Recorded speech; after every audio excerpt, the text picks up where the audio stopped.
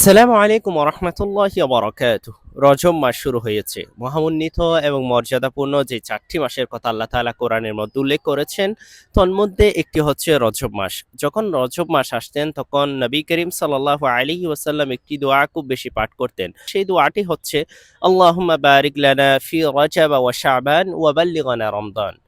দোয়াটির অর্থও বেশ সুন্দর। আল্লাহুম্মা বারিক লানা ফি রজব ওয়া শাবান, হে রব, শাবান এবং রজব মাস আমাদের জন্য বরকতময় করুন। ওয়াবাল্লিগনা রমাদান, এবং রমজান পর্যন্ত আমাদেরকে পৌঁছিয়ে দিন, অর্থাৎ আমাদের হায়াত রমজান পর্যন্ত বৃদ্ধি করুন। হাদিস শরীফের মধ্যে রওয়ায়াতকারী সম্পর্কে যদিও বা মতানক্য থাকেন, তবে এটাই শিওর নবী করিম সাল্লাল্লাহু আলাইহি ওয়াসাল্লাম, সাহাবায়ে কেরাম এবং সলফে সালেহিনরা যখন রমজান আসতেন, রমজানের অনেক পূর্ব হতে, কয়েক মাস পূর্ব হতে তারা রমজানের প্রস্তুতি নিতেন, যেন রমজানের বারাকা, রমজানের মাহাত্ম্যতা রক্ষা করতে পারে। সেই হিসাবে রমজানের প্রস্তুতিমূলক এই দোয়াটি পড়াই যায়।